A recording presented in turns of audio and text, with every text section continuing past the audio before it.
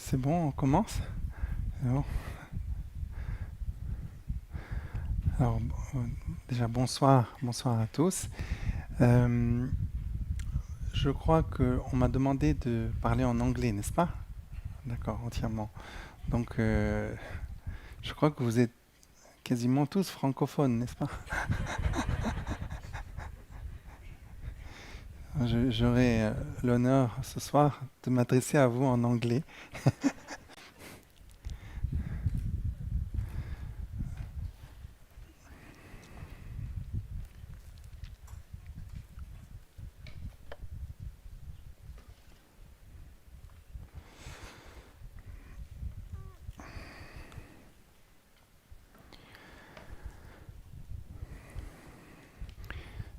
Donc, tout d'abord, je pense on peut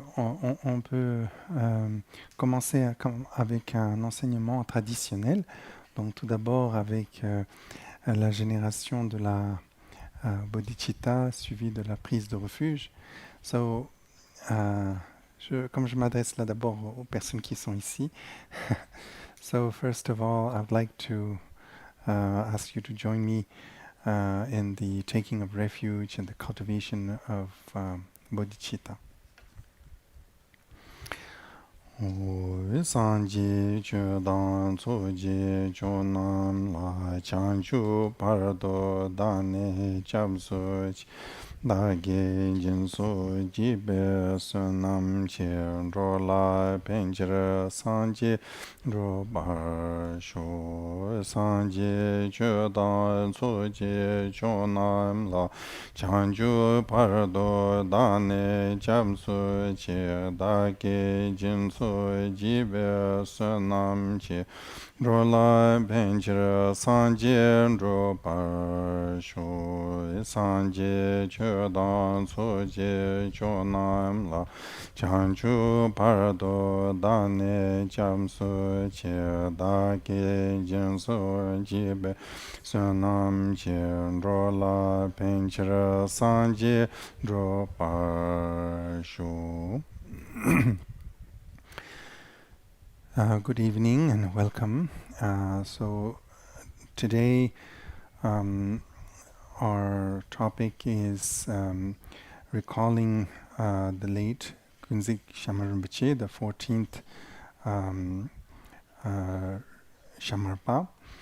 And today is also in the Buddhist, Tibetan Buddhist calendar, a very auspicious day, for it is the full moon day, and not of any month, of the fourth Tibetan month, which is the month that commemorates the birth of the Buddha. And on the 15th today is the commemoration of the Buddha's awakening, as well as his Parinirvana.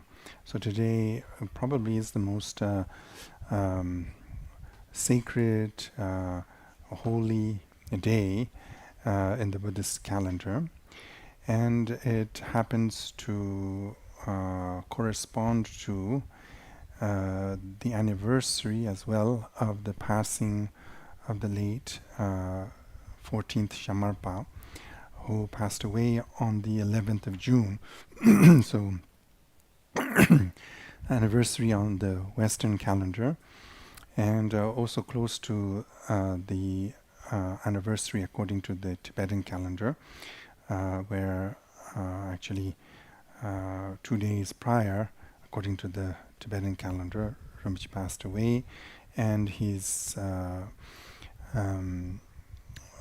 meditation at the moment of his passing ended on this very day of the full moon. So this is a very auspicious day, and we would like today to recall the memory of the late Shamar Rinpoché, and maybe go over his life. And so back in 2014, just after Rinpoche's passing, I had the honor and privilege to write a short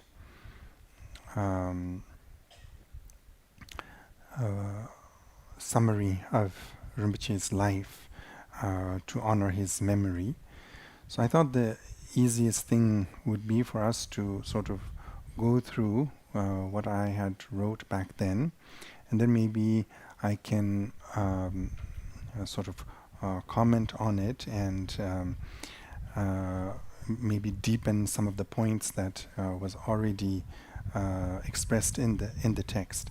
And this text, of course, is has been published in English and also translated into French, and so you may have access to it, and if not now, you can also have access to it in the future. So the first point is of course to sort of situate the 14th Shamarpa, to understand who he is.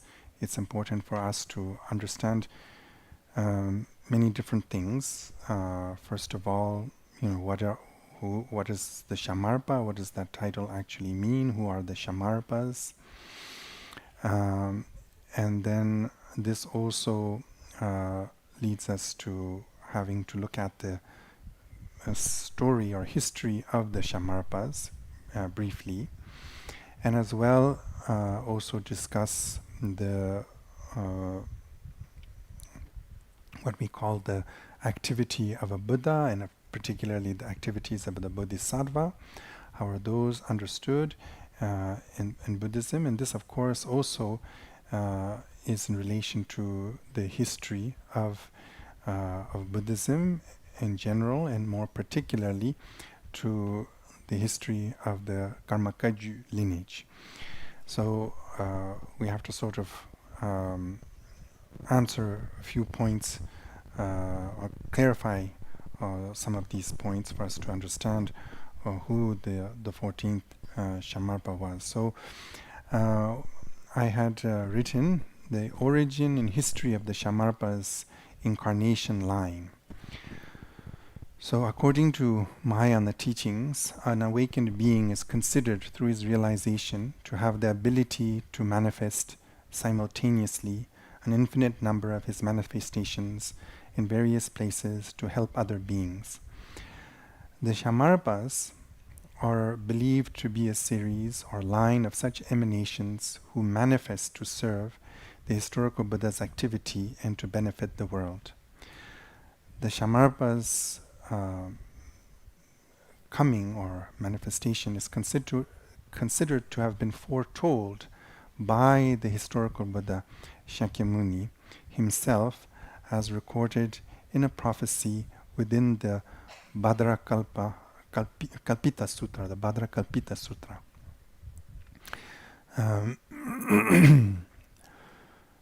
The Karmapas,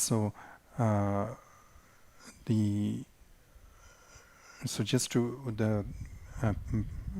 a parenthesis regarding this is that, if I may comment just briefly here, is we have, of course, you're all aware, I'm sure, of the Tibetan Buddhist tradition of reincarnated teachers called Tulkus, and we have many of them. Many such lines of Tulkus.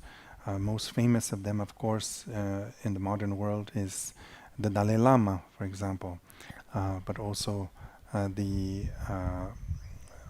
within other lineages, also not just the Kaju lineage, such as in other lineages, the Gelugpa lineage, you have the Dalai Lama, the Panchen Lama, and so forth, many high-ranking in the Tibetan society lamas or Tulkus, and then many others, and also within other lineages also. So it's a well-established sort of custom of today in the Tibetan Buddhist world of masters having their successor as rebirth or reincarnation. So this form of transmission from one life to another life of continuous manifestation um, exists. And however, what I would like to sort of underline here is probably the first one point, the precedence, or why is it that this tradition exists in Buddhism. For example, you may find that in other Buddhist cultures or traditions in the world, this tradition is not formalized, where there is officially an individual being recognized. But anyway, it is well accepted. That is, in Buddhist scriptures, and particularly in the Mahayana scriptures, it is mentioned, there's many mentions of the Buddha, but particularly also of bodhisattvas who have made the commitment to take a rebirth again and again to benefit sentient beings. And so this is sort of the foundation or the idea behind this institutionalization of rebirths of important Buddhist teachers. Now, the important point also to point out here is that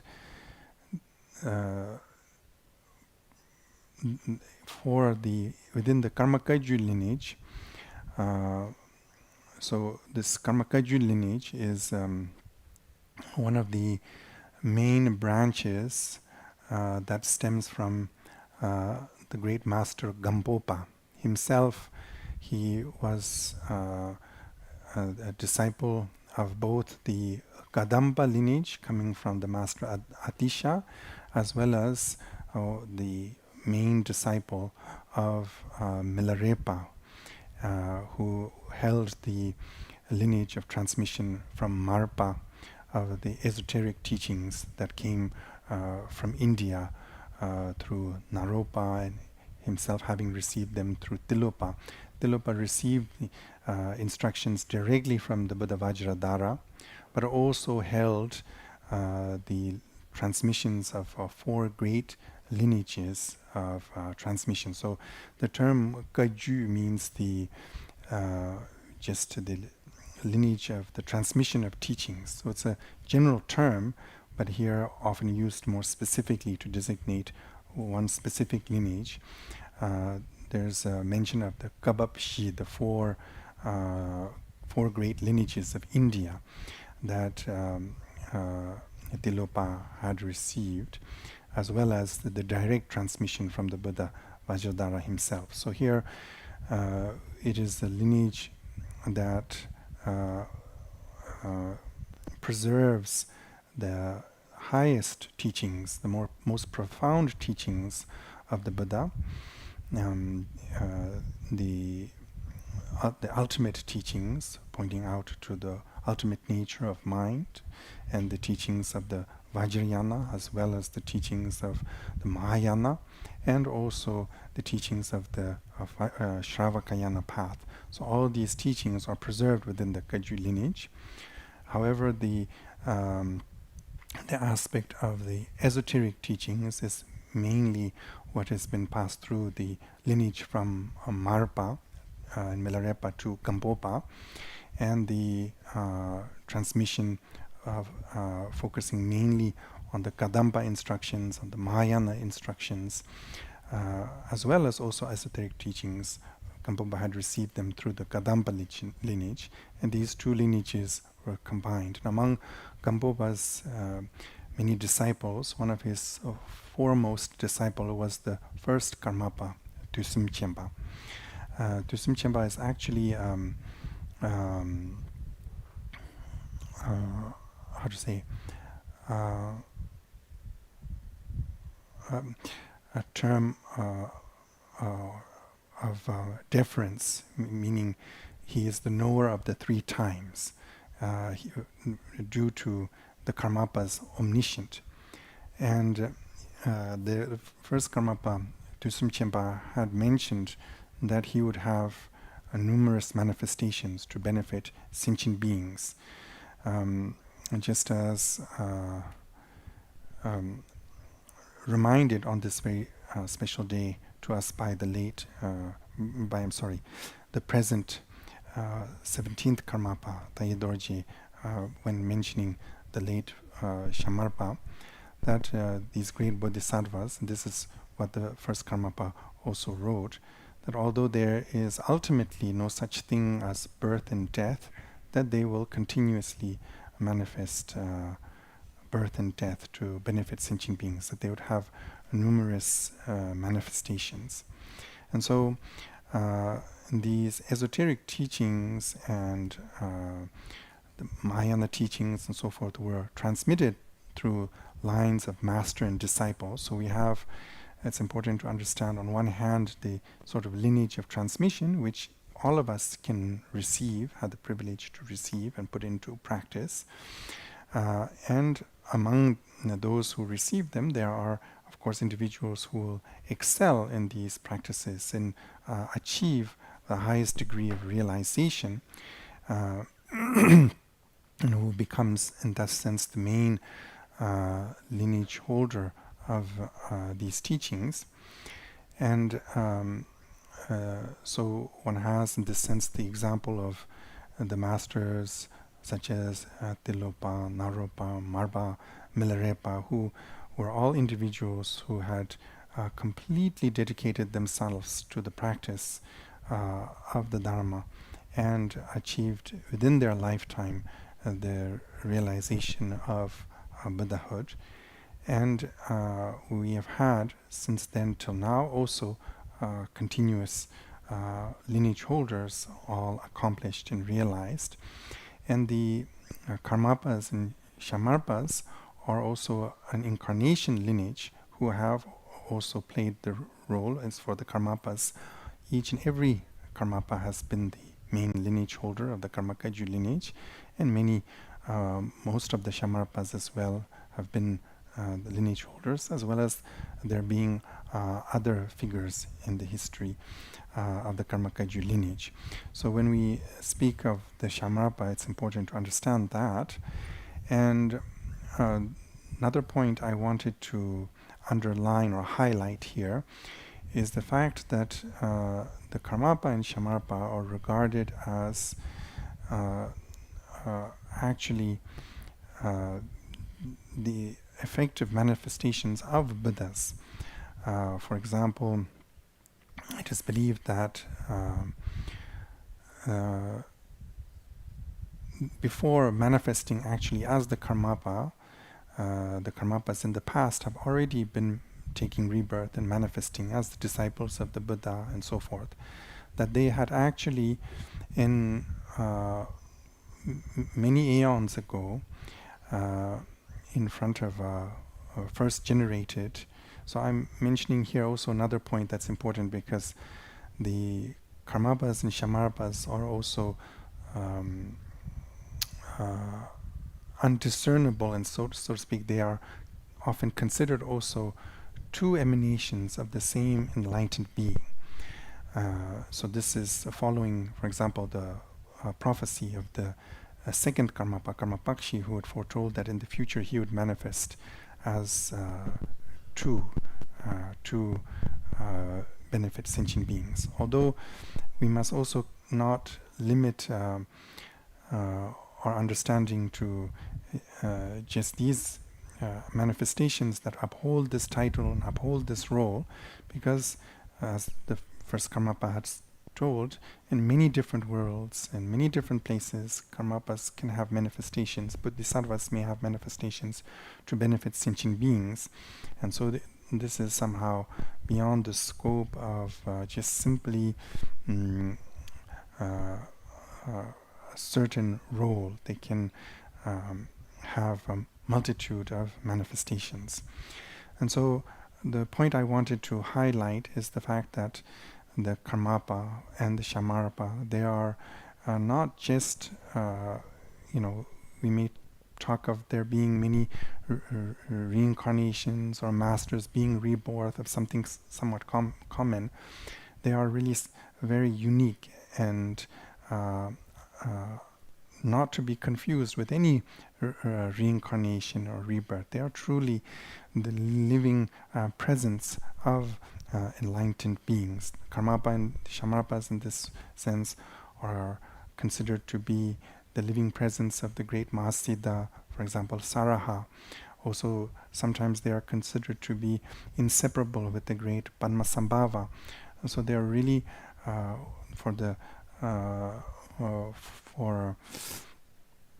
Karmapa, he is considered to actually be Avalokiteshvara, the Bodhisattva of great compassion in person. And as for the Shamarpa, often associated with the Buddha Amitabha as the living presence of the Buddha Amitabha in this world. And sort of when we go back into the history based on the Buddhist scriptures and visions of previous teachers, is mentioned that the very first time he who later will become the Karmapa or manifest as the Karmapa was a bodhisattva who took the bodhisattva vows in front of a Buddha named Simhasvara, or his name means basically lion roar, the Buddha lion roar. And that and then later this bodhisattva, in a single samadhi, in a single state of absence of all distraction, remained in samadhi and achieved all the stages of bodhisattva and achieved enlightenment.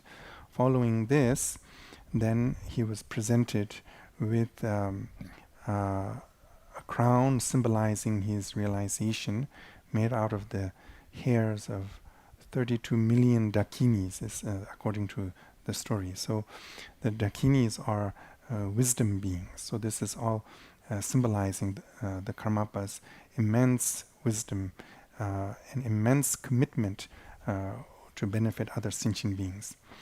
It is also mentioned that, according to the Mahayana scriptures, there has been in the past, in this planet and at our time, several Buddhas already, and it's foretold that in this planet 1,000 Buddhas will appear. And the historical Buddha Shakyamuni is considered to be the fourth in those 1,000 Buddhas. And the next Buddha to manifest is believed to be the Buddha Maitreya. And the Buddha following that, the sixth Buddha, he is foretold to be the Buddha Simhananda, or the voice of the lion, is the sort of meaning of the name of that Buddha. And he, Sangye Singita is the Tibetan name. And that would be the sixth Buddha. And all individuals who come to meet with the Karmapas and the Shamarpas, if they are not able to achieve enlightenment prior to that, by the commitment of these great bodhisattvas of the Karmapa and the Shamarpa, that when they appear as the Buddha, all the individuals they have come into contact with, who have not yet become realized, will then, in the presence of this sixth Buddha, achieve enlightenment and freedom from conditioned existence. So it is a very great privilege, if we think about this, for us all to have met with such teachers, because from the Buddhist perspective, if we really look at our conditioned state, it's our confusion doesn't end on its own accord. We need wisdom to clear away our confusion. Confusion, building more confusion, just perpetuates confusion. It doesn't end on its own. And so samsara in this sense really has no end for us. Although ultimately it's just maybe untrue, it's like an illusion, yet for those who are confused, it will appear as real and they suffer greatly from it. And this perpetuates itself. It doesn't come to an end all on its own. So it is very important for us to gain realization, understand the true nature of mind, understand the nature of phenomena, so to be able to clear away all confusion. And so the role of the teachings of the Buddha Dharma is simply, if I were to put it in a nutshell, it would be simply the transmission of this wisdom. As long as this wisdom is present, we may say that the Buddha's teachings are present. If there are, for example, institutions, people who call themselves Buddhist, that alone doesn't, guarantee the presence of the Buddhist teachings. If the wisdom is there, that means if there are individuals who have that wisdom and who are able to transmit that wisdom, then the Buddha's true teachings are truly fully present in this world. Once that has disappeared, then although there may be people who call themselves Buddhist, and the true message or the true teaching, the essential part of the Dharma is no longer present. And so I believe this is somehow the main function and role of these great masters known as the Karmapa, the Shamarpa, and also as well as other great teachers who take rebirth.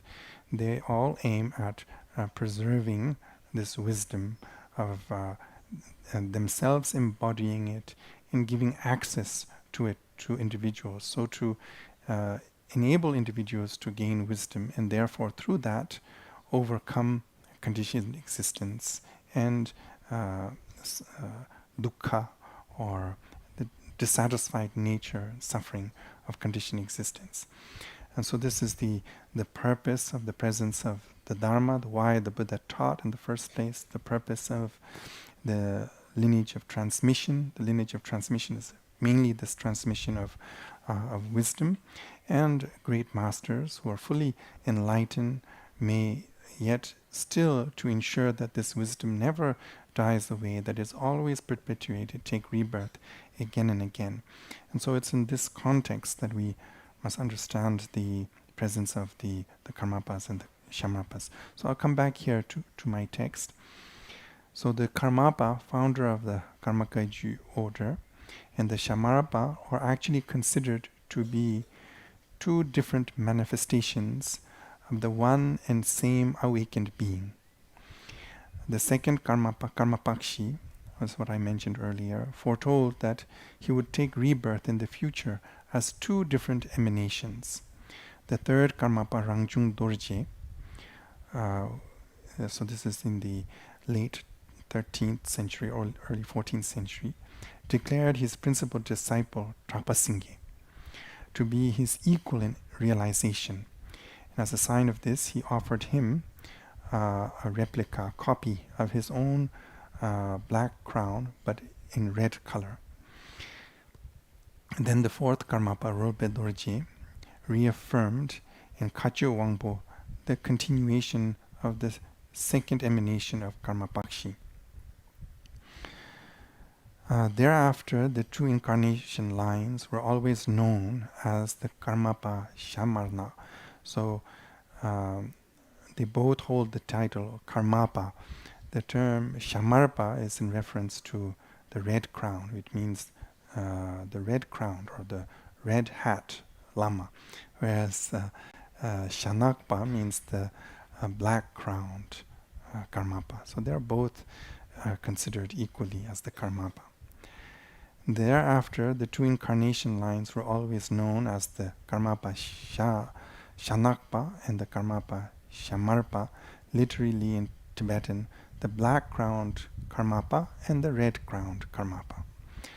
The Karmapas are the first to have institutionalized the unique form of succession through rebirth or reincarnation, known today as the Turku system. This method of succession was later adopted in other Buddhist orders of Tibet, notably with the Dalai Lamas within the Gelugpa order, which emerged much later in the 15th century. As the two main figures of the Karmakaju lineage, the Karmapas and Shamarpas have alternatively recognized each other to their respective position and have thus produced two of the most famous lines of Turkus in history. Each incarnation within the line has never failed to prove himself worthy of his illustrious predecessors, both in erudition and in spiritual attainment, as well as in accomplishments for the welfare of sentient beings. It is mainly to the deeds of the Karmapas and Shamarpas that we owe the conservation of the historical Buddha Shakyamuni's legacy in all its aspects within the Karmakaju institutions. And so that has been going on for now nearly 1,000 years. They emphasized both the instruction of the great accomplished masters, the Masidas of India, brought to Tibet by Marpa, and the Mahayana approach stressed by the great Bengali master Atisha. In particular, they maintained the ultimate legacy of the Buddha as transmitted through the very special and unique teachings known as Mahamudra. The practice of the Karmakaju lineage are therefore renowned to focus directly on the contemplative experience beyond the ritualistic or dialectical approaches more common within other orders of Buddhism. So this is not to say that the contemplative aspect is not present within other lineages. Of course, they are also very much so present in other lineages. But there is a great emphasis on that, and all the great masters have all been great contemplatives and accomplished masters within the what we know as the golden mala, or sometimes called as the golden rosary or golden string of beads of masters. The activity of the Karmapas and Shamarpas brought the Karmakaju order to great renown in the regions of Tibetan culture as well as in their neighboring countries, in particular during the 15th, 16th, and first half of the 17th century to preeminence within Tibet. So in those centuries correspond to the sort of flourishing of the Karmakaju lineage, where it held many monasteries and great importance in the history of Tibet. Because of this preeminence, some of the early Shamarpas also had to bear important responsibilities of state. The most notable example is the 4th Shamarpa Chodaishi, who was requested to fulfill the religious responsibilities of the throne of Tibet during the Pamudrupa dynasty at the turn of the 16th century. So the 4th Shamarpa Chodaishi, to comment on this point, he was a contemporary of the 7th Karmapa. They were both born quite close in age, I believe, if I remember correctly.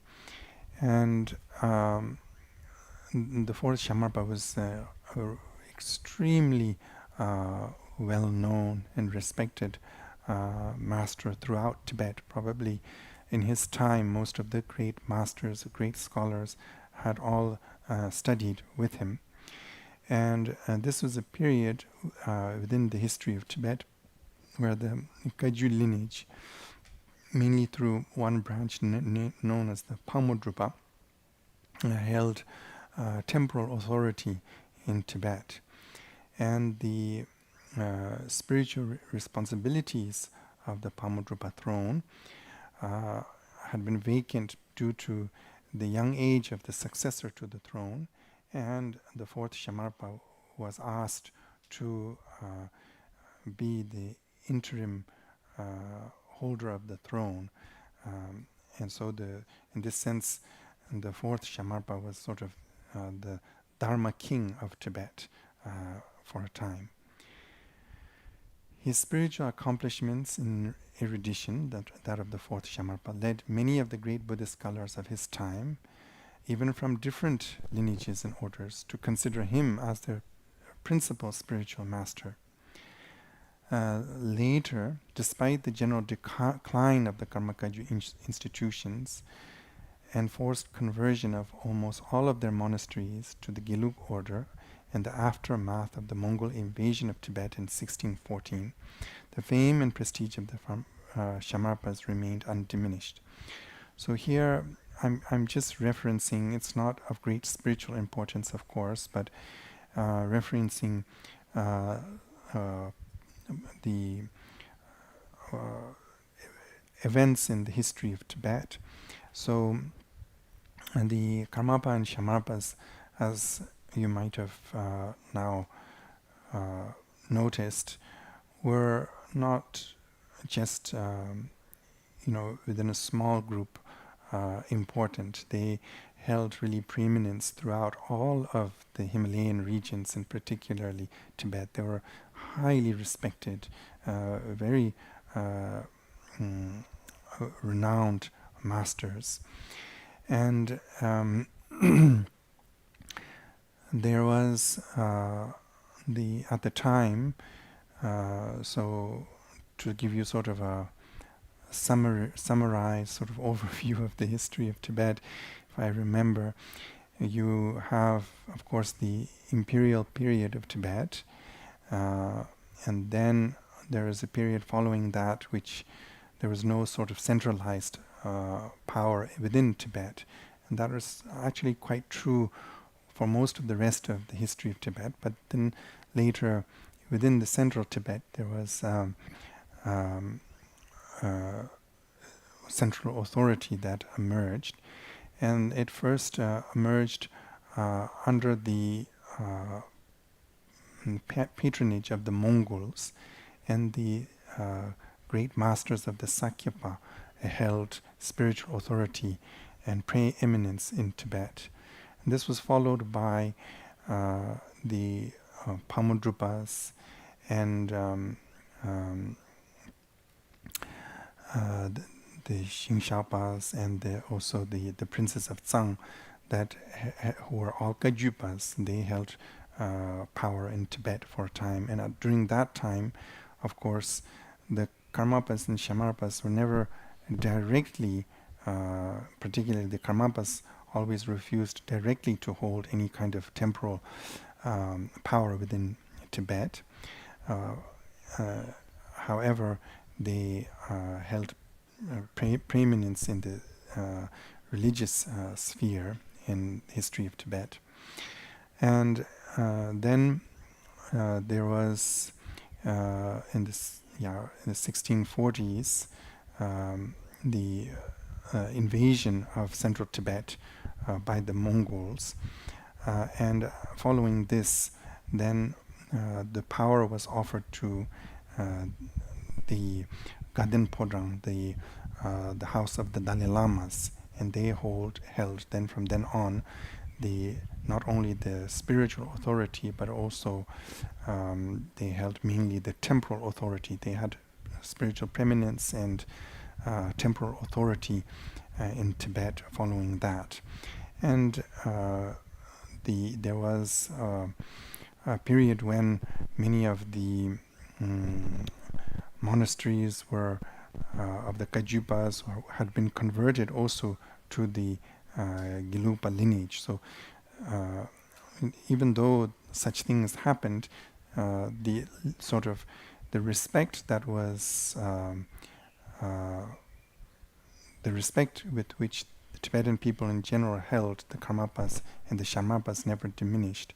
They were always respected through Tibet and were able to continue, nevertheless, their activity.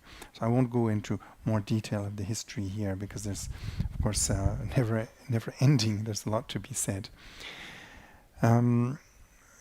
So the Shamarpas, namely here, I'm referencing now the 10th Shamarpa. So this is important to discuss in relation to the 14th Shamarpa. So I'll just continue to read here, and then we can go over this part again. Because of his prestige, because of the prestige, let's say, of the 10th Shamarpa, and his skills also in foreign languages, and his presence in Nepal, the 10th Shamarpa Mepam Chudrup Gyaltso was asked by both the Tibetans and Nepalese authorities to mediate in a dispute that they had regarding the minting rights of the Tibetan currency. So, to make the long story short, at the time, it seems that the coins of precious metal that circulated in Tibet were minted in the Kathmandu Valley by the Newar kings at the time. And they had slowly, it's the never-ending inflation problem. They had put alloy into the precious metal, and so the nominal value of the coins didn't correspond to the actual value of the coins. And the Nepal had also gone through big political change in the 18th century. There was a king from a small kingdom called the Kingdom of Korka. His name was Prithvinarayan Shah, and he conquered all the neighboring kingdoms to the Kathmandu Valley, and finally he managed to conquer the kingdoms of the Kathmandu Valley, and he established what is the foundations of modern Nepal. And he wanted to maintain the privilege that the Nepalese kings of the Newar Valley of Kathmandu, the Newar kings of Kathmandu Valley had of minting the Tibetan coins. They wanted to preserve this, and they proposed that they take out of circulation all the old coins that were circulating in Tibet for their value in precious metal. But the Tibetans refused to let those coins be taken out of circulation at their real value. They wanted that they be taken out at their nominal value. So there was a dispute over that. And the 10th Shamarpa, who was traveling because one of the previous Shamarpas also had been reborn in Nepal, had connections in Nepal, and tried to mediate. Also, the 10th Shamarpa had been the brother of the then Pension Lama. And so he tried to mediate this for the Tibetans and Nepalese. However, the mediation wasn't successful, and the Nepalese, boldened by their general military success in founding the new and enlarged country of Nepal, actually went into Tibet and brought their army into Tibet. And the Tibetan authorities at the time, who were in close relation with China, then asked for, I believe it was the Emperor Qianlong at the time, to intervene. And he sent an army that then repelled the Nepalese and also went into the Kathmandu Valley. And then Nepalese kings paid tribute to China.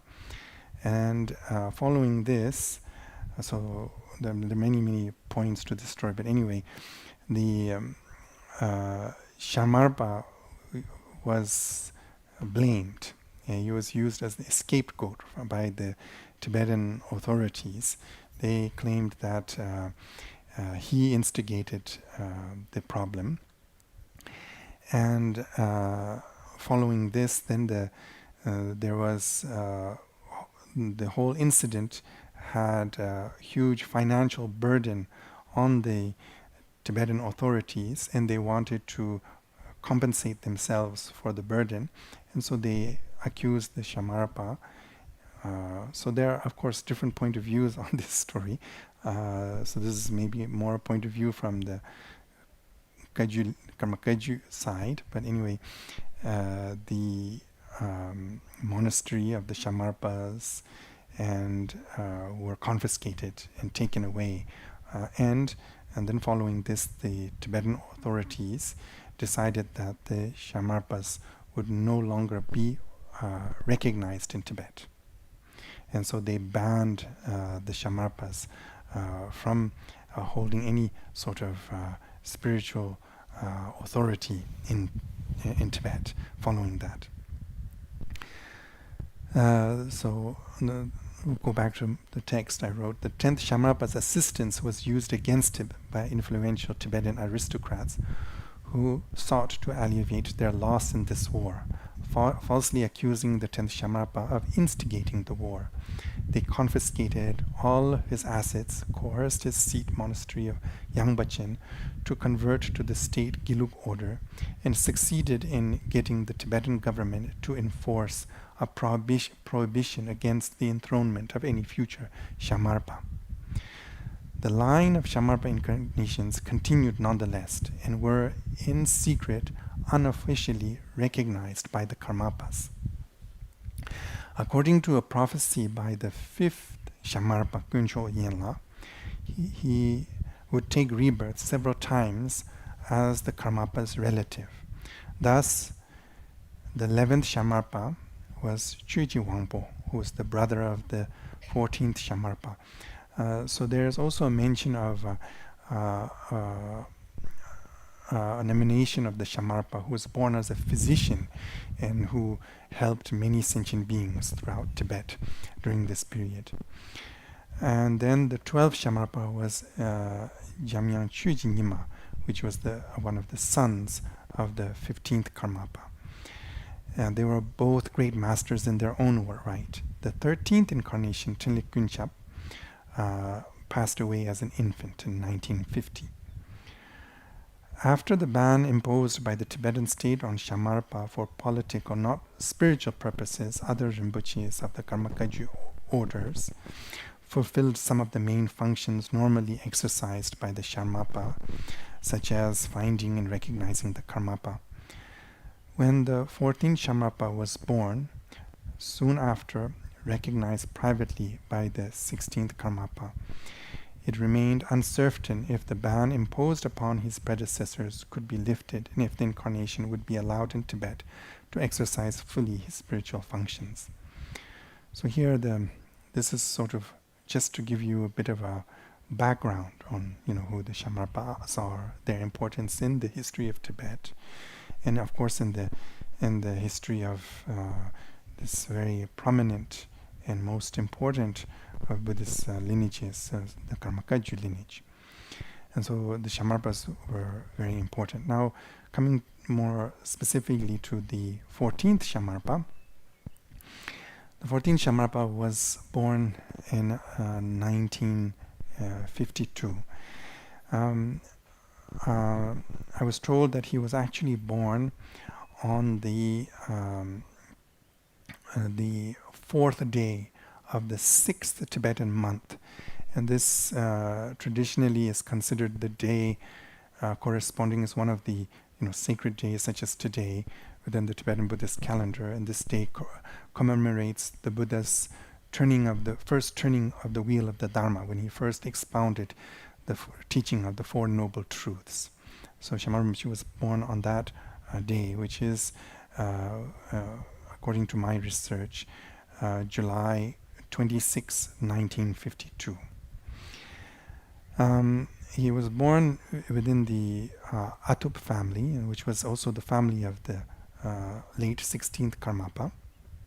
It was a prominent family within the kingdom of Derge. So this is a kingdom that is in the eastern part of Tibet, now located in the Tibetan Autonomous Prefecture within Sichuan province.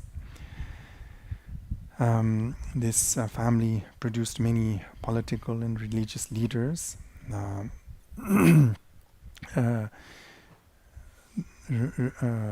Rinpoche's father was also the 14th Shamarpa. Rinpoche's father was also a Rinpoche, known as Terkar Choktrul Rinpoche, and he passed away actually when Shamar Rinpoche was just 1 year old.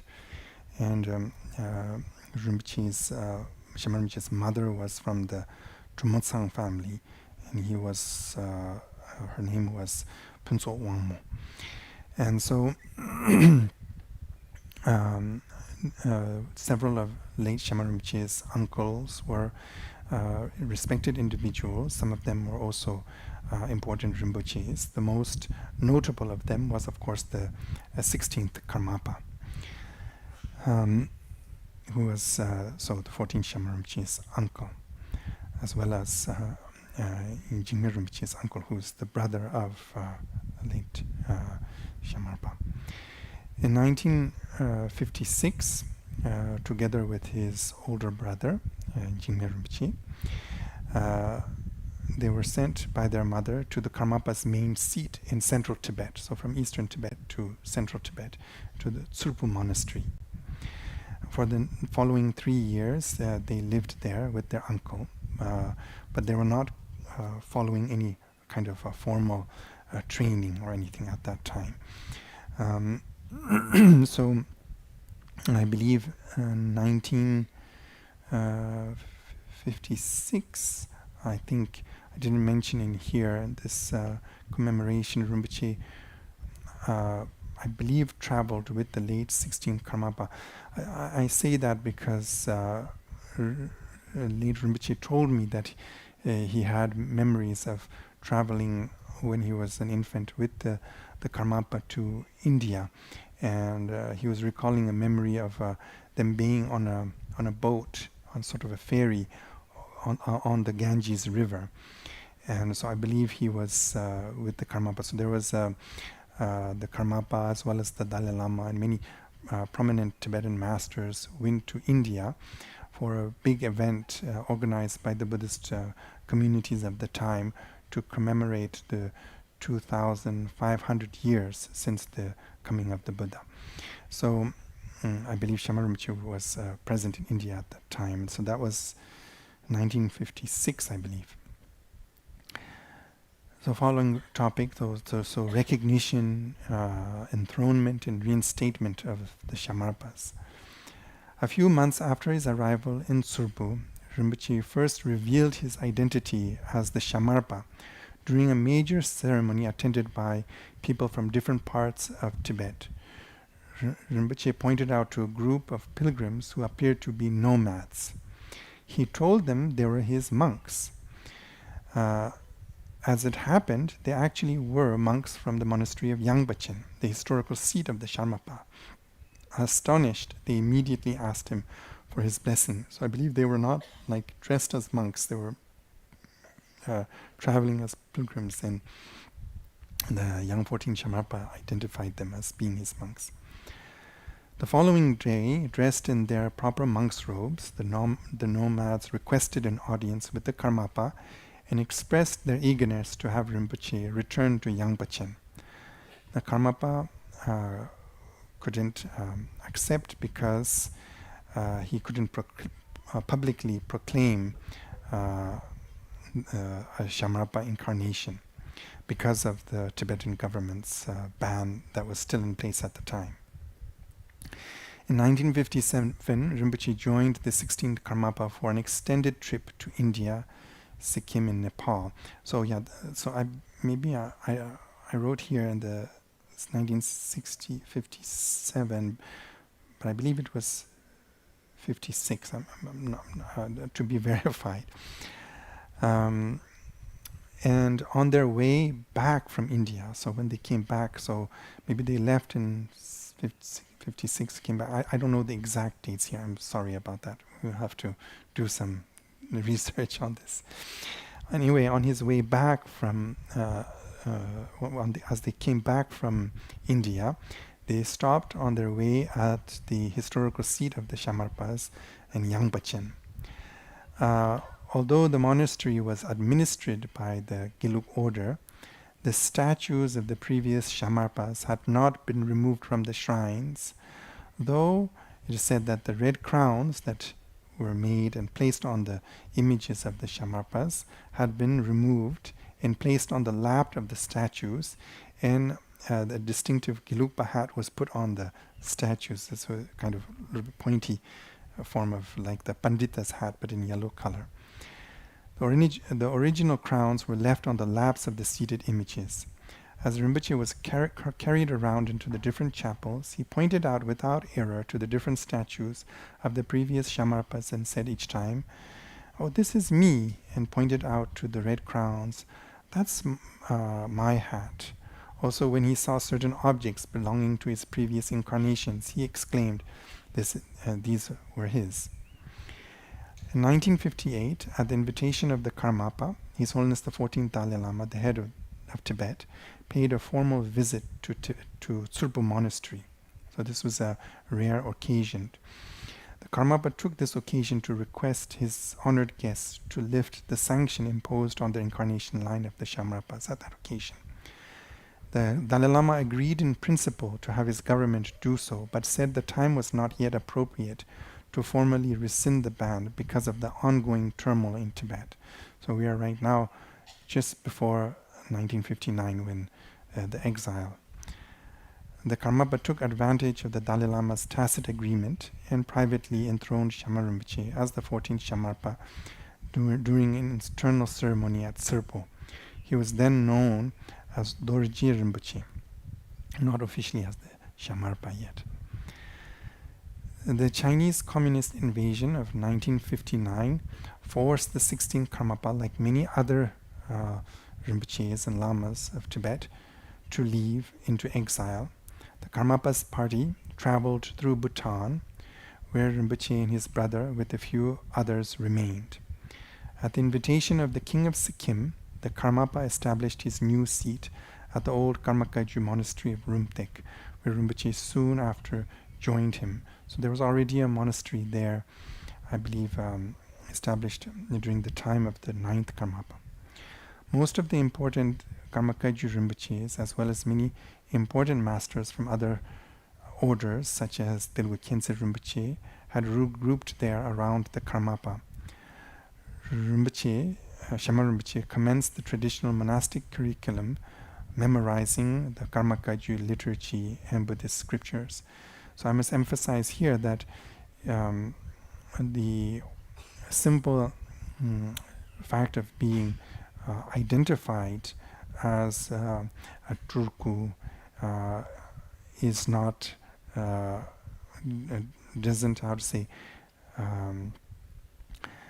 guarantee of knowledge and so forth. Although the Shamarpas and Karmapas, as well as many other teachers, are highly realized, accomplished, they still do show the example of how it is that we should study, how it is that we should practice. And in that sense, they will study and learn very much like ourselves, although they may be more gifted due to their, how to say, intimate familiarity with the Buddhist teaching, and particularly their actualization of the wisdom. They nevertheless will and have to show the example and study. And the study is very rigorous. The traditional curriculum of what the Karmakaju masters and teachers follow is extremely rigorous and vast.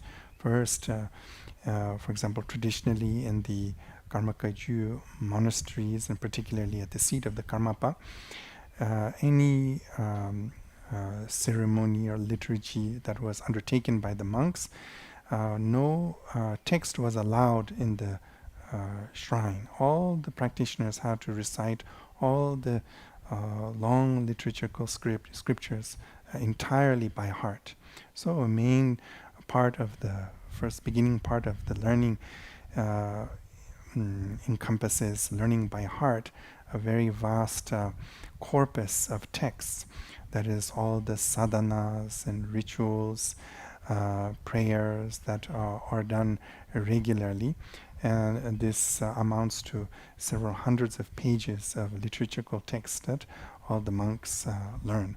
And traditionally, the monks who become monk in the Tsurpo monastery, when they first start studying, and they must accomplish chores in the monastery as a young monk. So they learn how to read and write, and then they learn how to memorize the texts. And until they know all the liturgy by heart, they must accomplish the chores of cleaning and serving tea and so forth. And then once they have passed all the memorization examens, then they officiate the the ritual at one important ceremony. They after that they don't have to accomplish those types of chores. Of course, they have other responsibilities, but the first chores they don't have to accomplish anymore. And then they can fully enter the body of monastics. So these are sort of one aspect of it. Another aspect, of course, is this is mainly the monastic, the Vajrayana monastic context.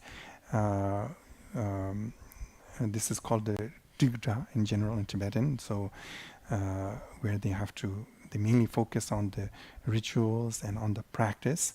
And parallelly to this, of course, they may receive instructions of the teachers and accomplish the 3-year retreat.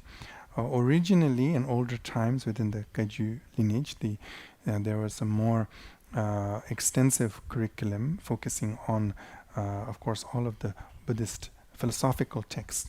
But following the Mongol invasion and decline of the Kagyu monasteries in Tibet, those traditions had continued, but at a much smaller scale.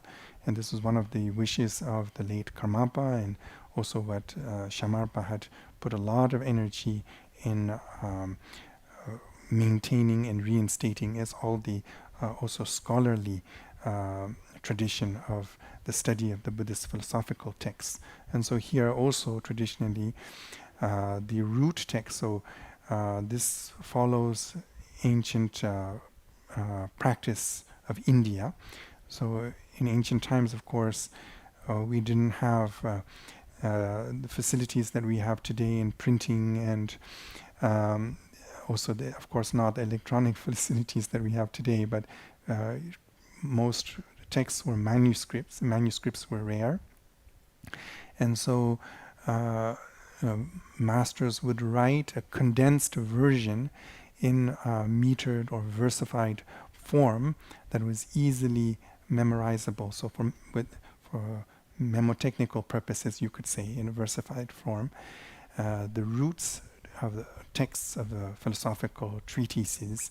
And so students would learn these root texts by heart, and then they would study the explanations from the masters, and also by reading commentaries on those root texts. So this was a classical method of learning in India, which was very faithfully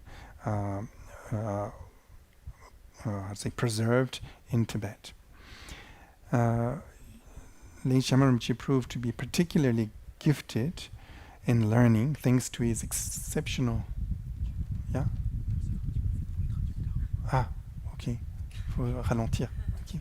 All right. So, yes, Rinpoche, so I'm told to go slow.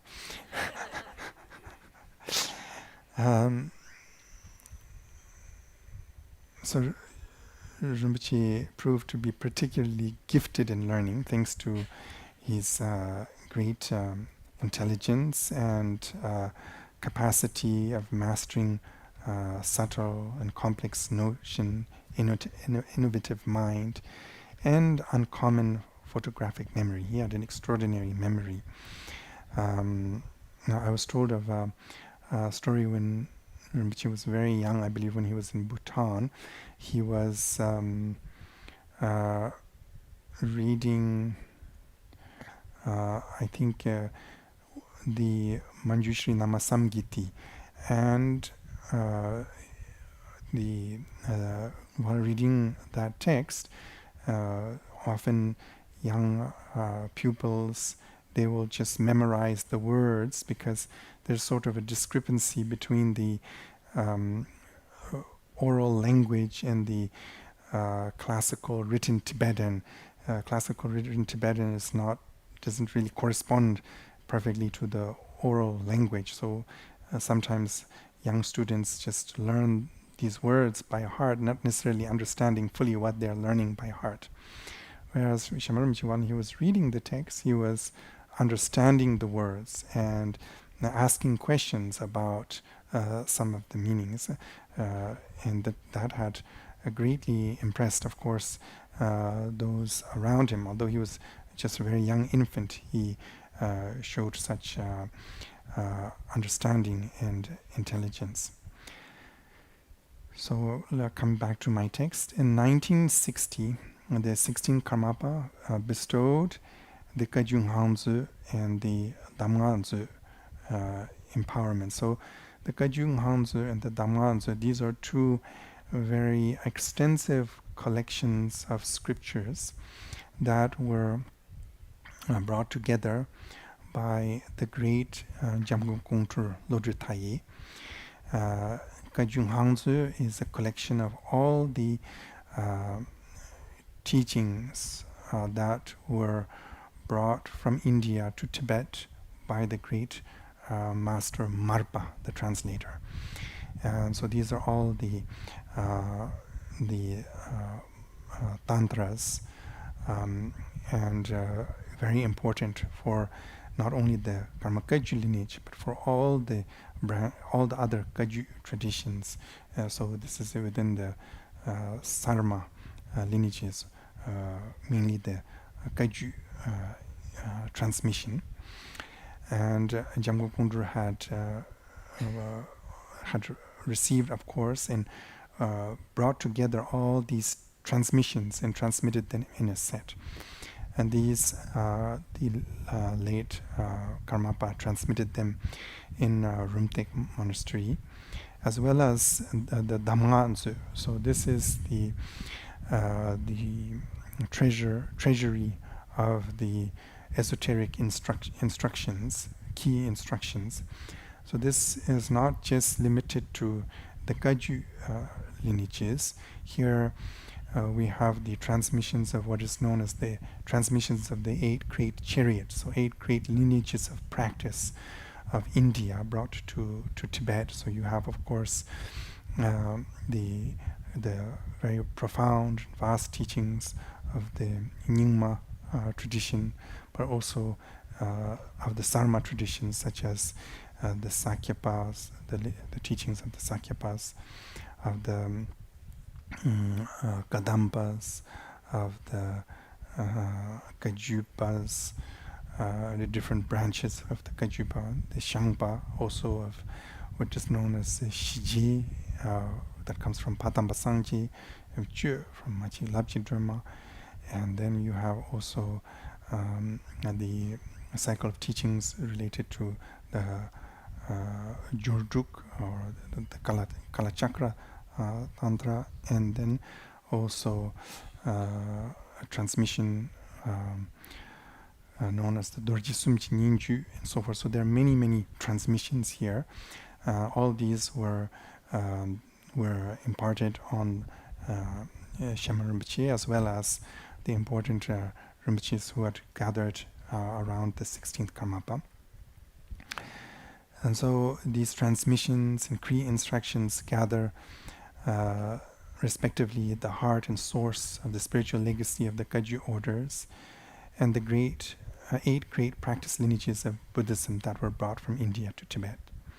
In 1964, Rinpoche was officially enthroned as the Shamarpa. So here the Shamar Rinpoche, age 12, I believe he was at that time, went to Dharamsala, the seat of the Dalai Lama in exile, and received the Dalai Lama's blessing, and officially the Tibetan government reinstated the position of the Shamarpas at that occasion. And then following this, the 16th Karmapa elevated the Shamarpa publicly to the highest position after himself within the Kaju order, and appointed him as his main heir and the next spiritual lineage holder. This is made clear in the long life prayer and that the 16th Karmapa wrote at this occasion.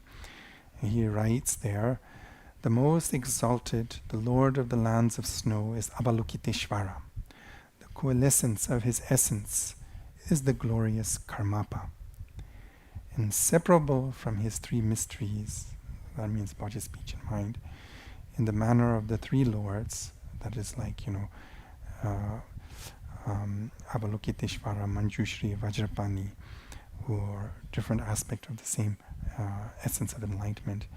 In his manifestation, the great emanation, the majestic Sun, whom I invest now, sovereign of the practice lineages order, by the power of scattering auspicious flowers of excellent virtue, combined with the true words of the Rishi's truthfulness, may he successfully and everlastingly be the sovereign of the lineage.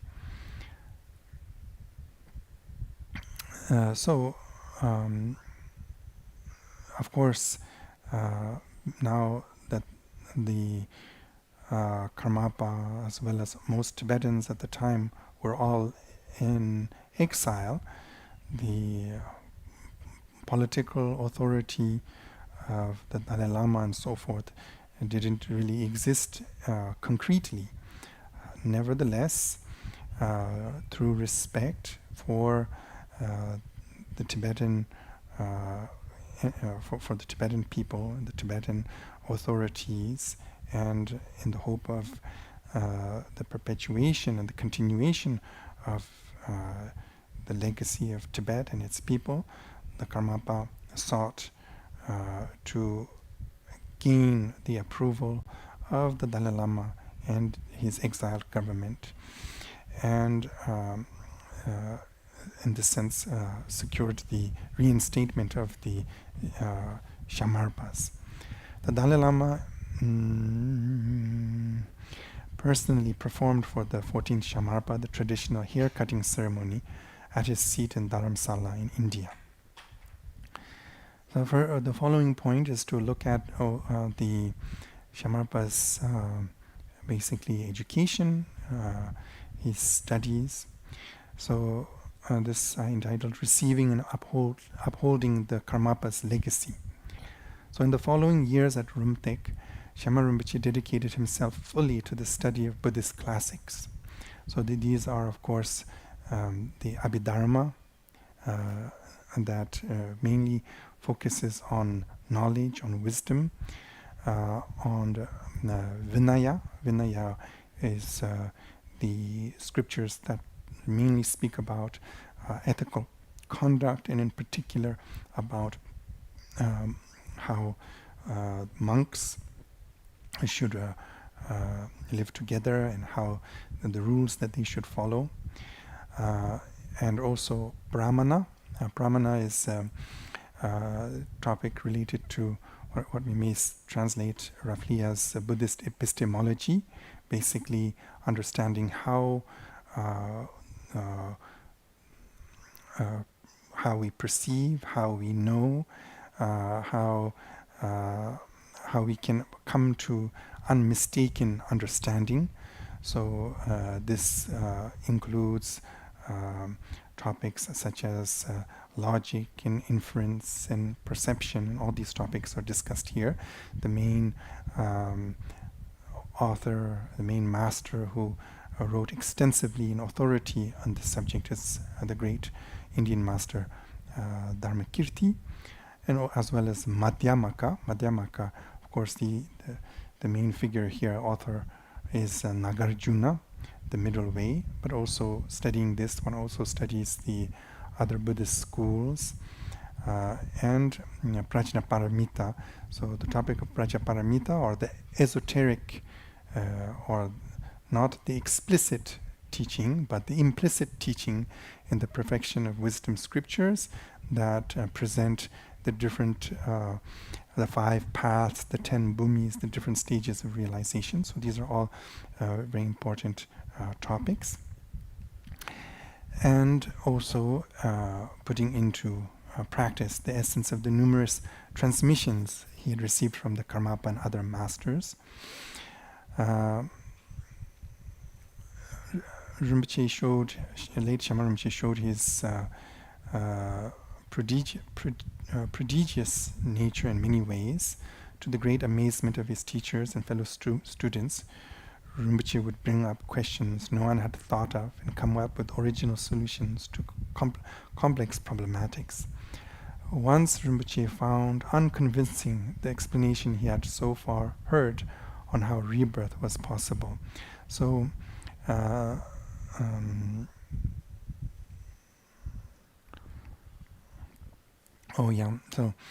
knowing it was an important point of the teachings that needed an irrefutable explanation, Rinpoche thought about it carefully. As he was having difficulties, one morning the great Buddhist master Vasubandhu appeared to him in a vision and gave him in verse a simple yet very pertinent solution. So sometimes when he would, as in this example, Rinpoche himself told me the story, he had the difficulty understanding a point. But this bodhisattvas must have appeared to him. But anyway, he shared with me this one instance of the great master Vasubandhu himself appearing to him and teaching him a few verses that give solution to his understanding. So later in the text, I transcribed it, what Rinpoche told me. So anyway, during this period, Rinpoche received transmissions such as the Gyalwa Karmapa. So this is another collection. So among the 5 treasuries of Nyambon Kongtrul Lodro Taye, you have the 2 we mentioned, the Kajung Hanzu and the Damganzu. There's also a treasury that doesn't contain any empowerments, but is kind of an encyclopedia of Buddhist knowledge called the Shejak Kunchaptsu. And there's another collection of Gyalwa Kongtrul's own writings and his also sadhanas he wrote on other texts that are more clear and more easy to use. And there's a whole collection of his own works called the Gyalchen Kanzu. He received those. So the collected teachings of Gyalwa Kongtrul the Great and the collection of sadhanas are assembled. And then he also received parallelly that a collection of the empowerments to or the authorization empowerments of the sadhanas assembled by the 9th Karmapa, known as the Chikshi Kundur. So this is a collection of mainly Jianang, so authorization of practice of sadhanas. So you have a number of practice such as the practice of Avalokiteshvara, Manjushri, Tara, and so forth. They're all contained in here, what we also use quite commonly in our everyday practice. Most importantly, the Karmapa imparted to the Shamarpa the instructions of Mahamudra. So here mainly the 9th Karmapa's 3 cycles of Mahamudra. Also there's a collection of Indian sources of Mahamudra called the Chakchen Jajung. This collection was compiled by the 7th Karmapa, but also Rinpoche received the complete collection of teachings of Gampopa. Being destined to be his sole successor, the Karmapa bestowed upon Shamar Rinpoche in 1976, I believe it was, the Kajung Hanzu for a second time in much greater detail.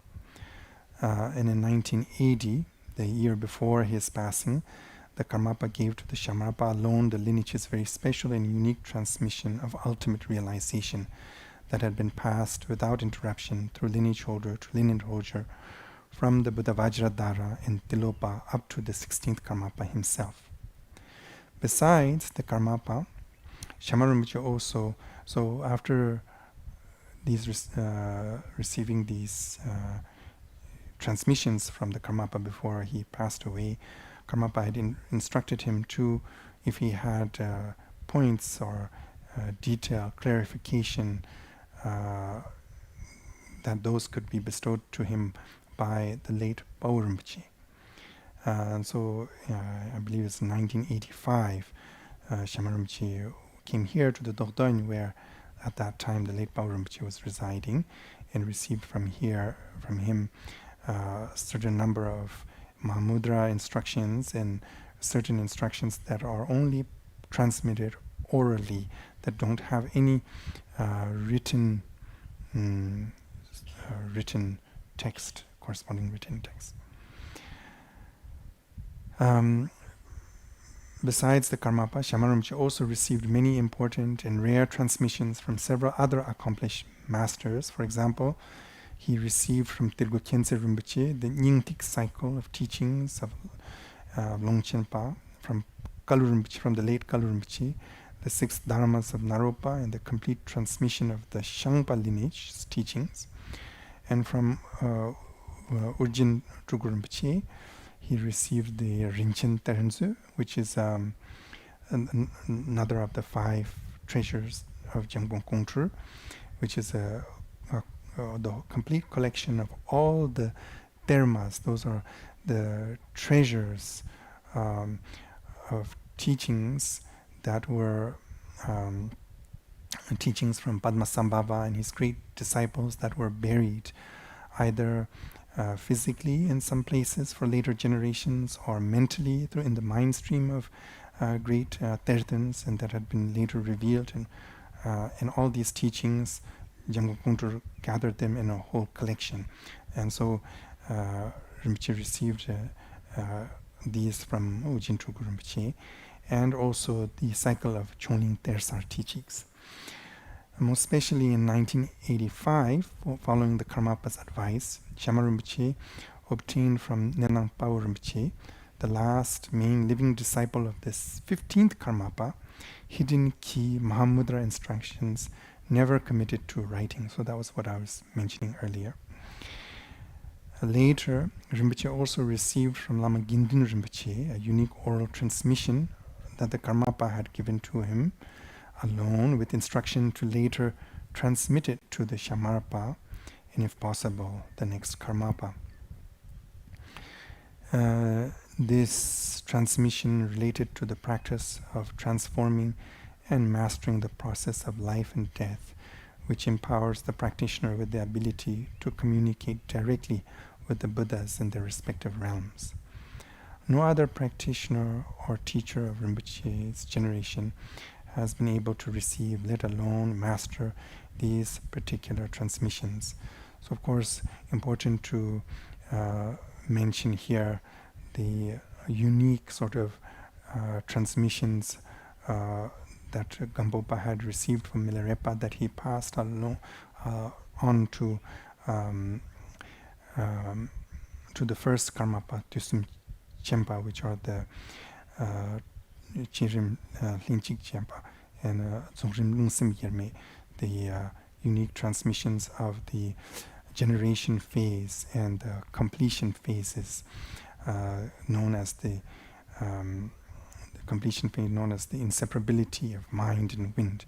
So there are some specific instructions that the Shamarpa, of course, also received. These are that are unique to the Karmakaju lineage.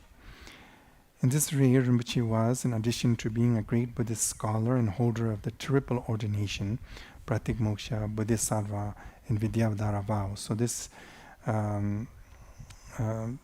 so the Vajrayana tradition is not like tradition that excludes the Shravaka path and the Mahayana path. It is each practice supersedes and goes further.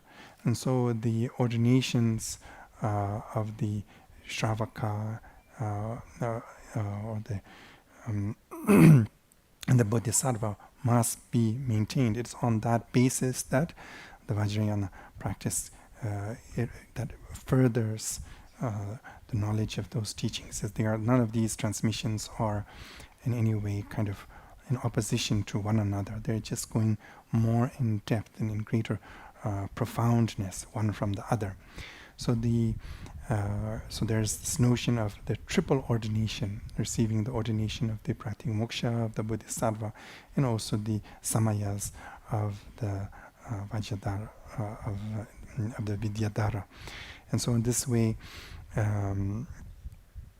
we may see of Sumden Dorjin Zinpa, or the holder of the Vajra endowed with the triple vows. So Rinpoche had in this way mastered all of these teachings and upheld them all completely. He had an unparalleled knowledge of the Buddha's teachings, and through its practice he gained not only experience but the actual realization of awakening, as the extraordinary example of his actions confirm. So for us, it is difficult to see the mind of an individual. We cannot say if he is enlightened or not, but we can infer from the activity and presence of a teacher his realization. And so his example of who he was, what he accomplished, exemplify or manifest actually his realization.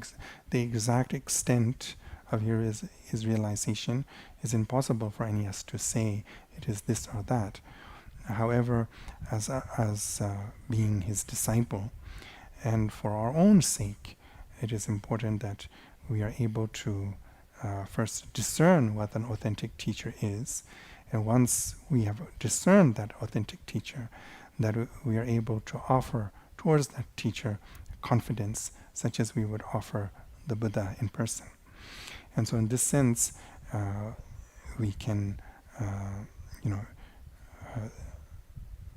truly benefit from the transmissions, the teachings, and his example, and ourselves manifest within our mind stream the realization of the teacher. This was, in my understanding, Rinpoche's greatest quality. He did not just hold a historical title or position. He actually embodied, through his spiritual realization, its true meaning and its function. He was in this way truly equal to his predecessors, the Shamarpa, Amastita, and the unsurpassable lineage holder, and thus he was able to guide, without misleading or error, the disciple towards their well-being and awakening.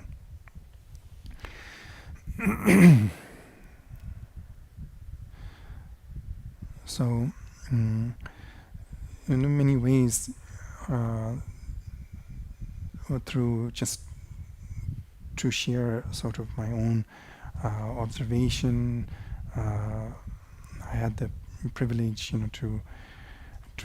meet the Shamarpa when I was an infant child, and I must have been sort of 8 or 9 when he first sort of gave me some instructions.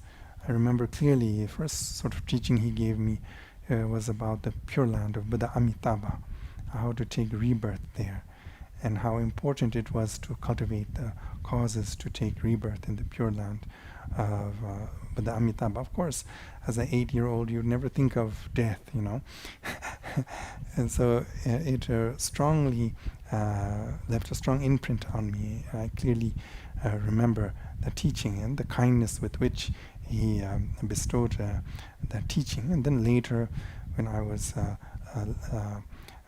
11, I had the chance of receiving from him the He Vajra cycle of empowerments, and received then many more throughout the years teachings from the Shamarpa.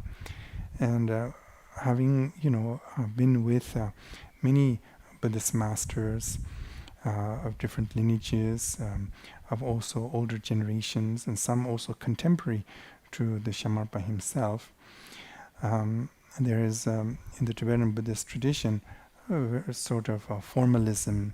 A lot of formality can be there, and some teachers, although young, take themselves very seriously in their position and title and so forth. But what I remarked about the 14th Shamarpa is he never took any of that seriously. He was actually somebody very simple, very down to earth.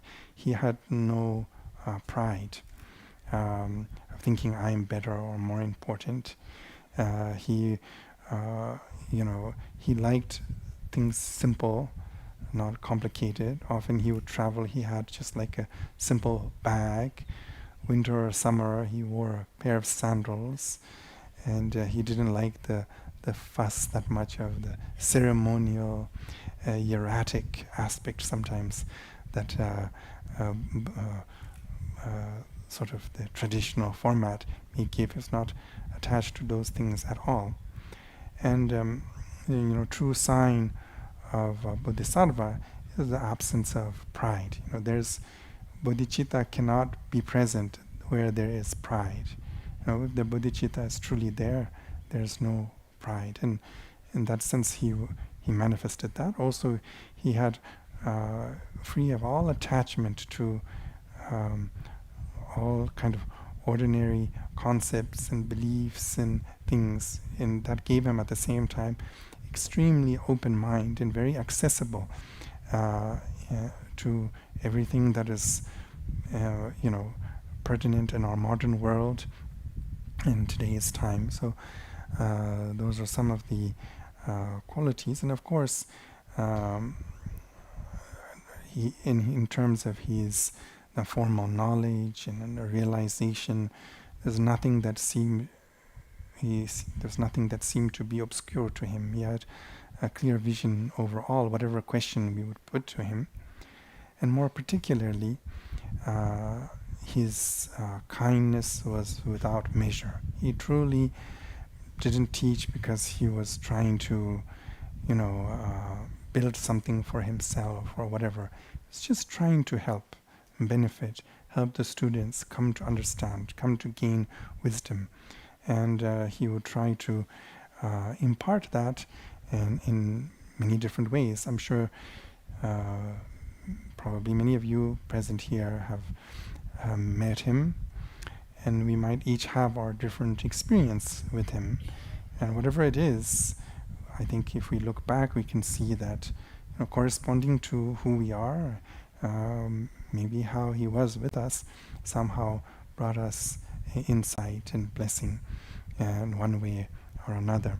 And I've met many people who can attest to that, and some, although they had not had the chance of also meeting him in person, just through learning about him, hearing that he is the Shamarpa, and just because there is traditionally immense reverence, because in the Karmapa in general and in the Shamarpa, probably in Tibet, the Karmapa is held as one of the most holy individuals,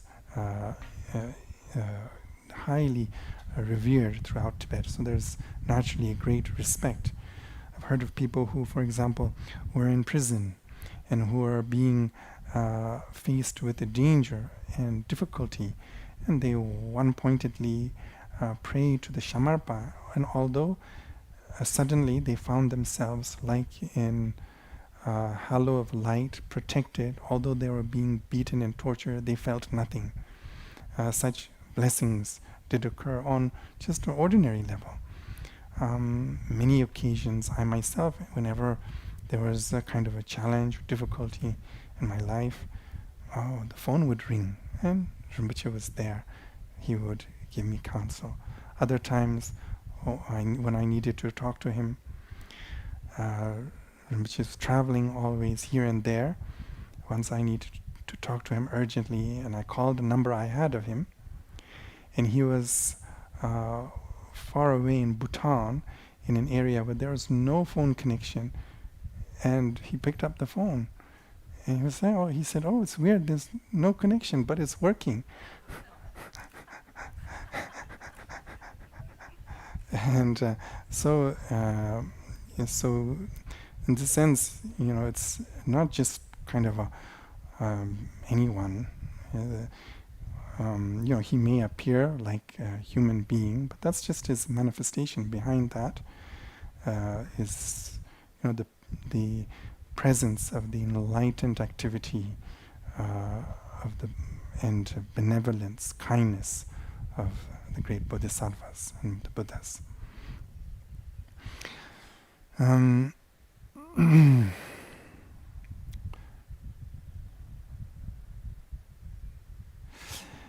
So maybe it's getting late, so I will maybe just conclude here by looking, maybe not go through everything that I had wrote in the past, but just go through some of Rinpoche's activities to conclude here.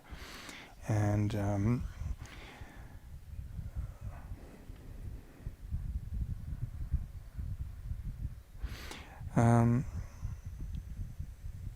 so one of the I'm going to just summarize here. One of the main activities, of course, of the Shamarpa was to ensure the maintenance of the institutions, and so that many people could come and study the Dharma. Shamar Rinpoche then accomplished his function as this lineage holder, and he taught in many of the Kaju centers and monasteries. He restored, for example, the Karmaraja Mahavira temple, Mahavihara temple in Swayambhu in the late 70s, already when he was young. Then after the Karmapas passing, he assumed more fully his responsibility. He looked after and foresaw for the welfare of the Karmapas seat in India. And he traveled to the many centers throughout Southeast Asia and the West, and also within India, Buddhist centers and monasteries, India and Nepal. Fulfilling the Karmapas' wishes, the Shamar Rinpoche oversaw the publishing of a new edition of the Buddhist canon, particularly the Ganjur, the 240 volumes of the exegetical Buddhist Indian scriptures translated into Tibetan. And he also worked on publishing the collection of the Indian Mahamudra scriptures, and offered many copies of these, and made them more accessible. Also, he rebuilt the monastery of Yangpachen in Tibet, which was destroyed after the communist takeover of Tibet, and the Cultural Revolution. Due to the aftermaths of the Cultural Revolution, the monastery had been destroyed. He supported in its rebuilding and established so there's now a 3-year retreat, a monastery, a fully functioning also a Buddhist institute for higher studies. And then, of course, Rinpoche made great effort in finding the 17th Karmapa, enthroning the 17th Karmapa, and imparting to the 17th Karmapa all the transmissions that he had received.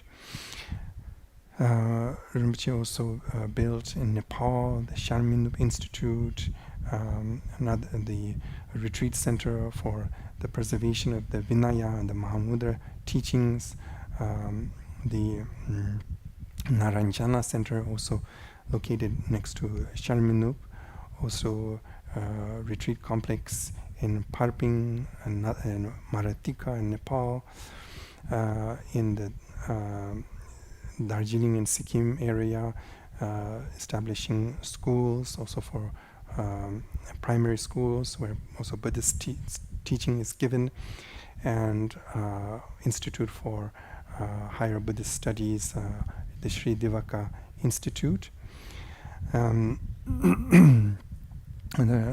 Rinpoche also put a lot of effort in the West here, in France, for example, helping with here Tabokajuling and Kundruling and the retreat centers, giving empowerments, instructions there. He also in the United States and in Southeast Asia, also in Europe, established a group of Buddhist centers known as the Bodhipath Buddhist centers to be non-sectarian, focusing mainly on the Lojong practices and the Mahayana practices, so making the Buddhist teachings more accessible to modern lay practitioners. Rinpoche also made effort in trying to bridge sort of Buddhism with the modern world and modern concerns. I had the honor and privilege to accompany Rinpoche in several meetings with scientists to discuss the nature of mind. We'd entitled those meetings "The Sciences of Mind," held in Stanford University in California. And Rinpoche also was interested in many social projects, helping the poor and needy, helping particularly animals. He started the Infinite Compassion, trying to look after the welfare of animals.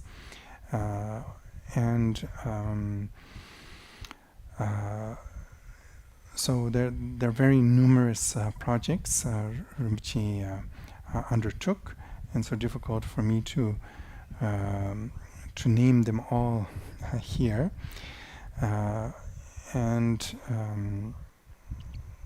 So this is a brief sort of overview of Shamar Rinpoche's life, and his legacy lies now with the Karmapa and with us all as his disciple and disciple of his disciples. And so it is important that to honor him, that we really uphold the instructions of the Buddha, that we deepen our understanding of the teachings of the Buddha, and to the best of our ability put it into practice in our everyday life. By doing so, we will not only honor our teacher's memory, we will be able to benefit others, and principally really benefit ourselves, ensure that we do not create more suffering and difficulty for ourselves.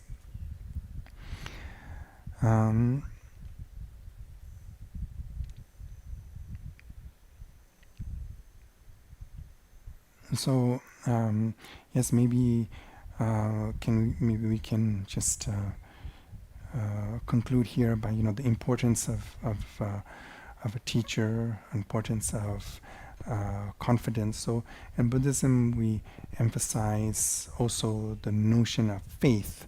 Faith here in Buddhism is not seen as some kind of blind faith where we must just blindly believe. Faith is rooted in insight. So although we do not have a full insight into the depths and subtleties of the Buddha's teaching, we may have a glimpse of it.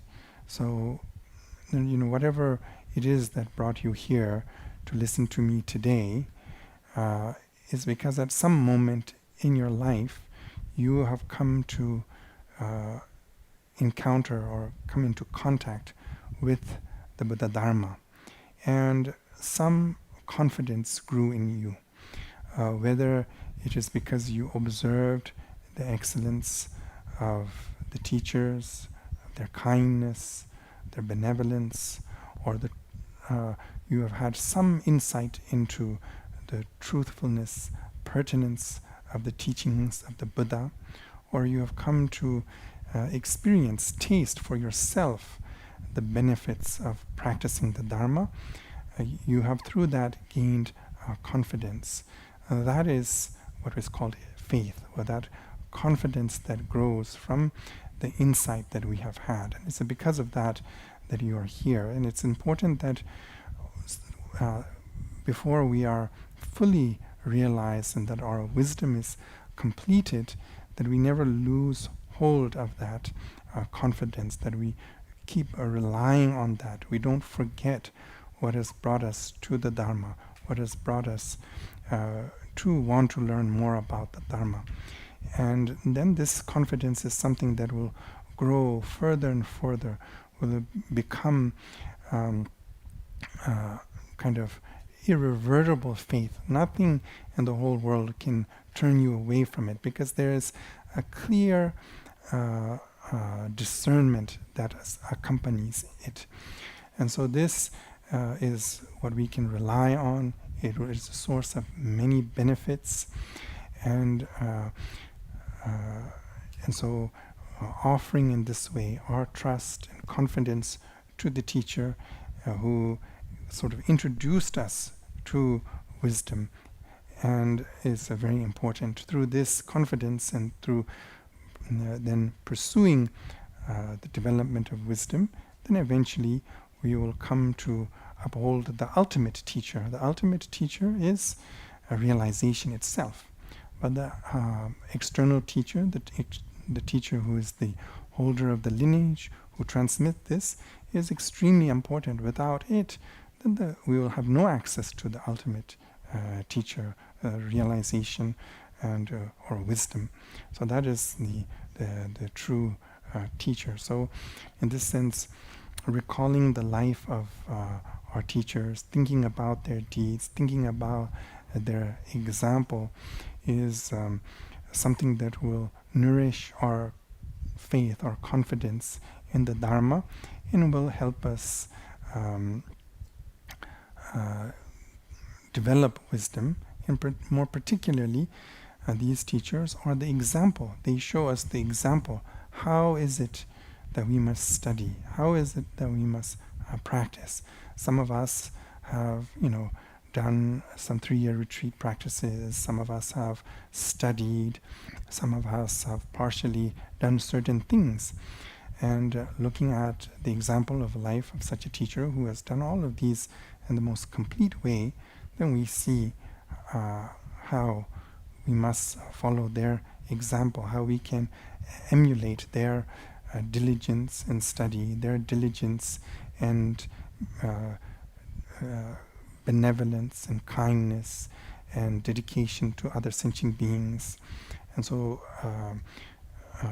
in this sense, I invite you all to further your understanding of the example of such a great teacher that was the Shamarpa, and particularly our late Künzig Shamarpa, the 14th.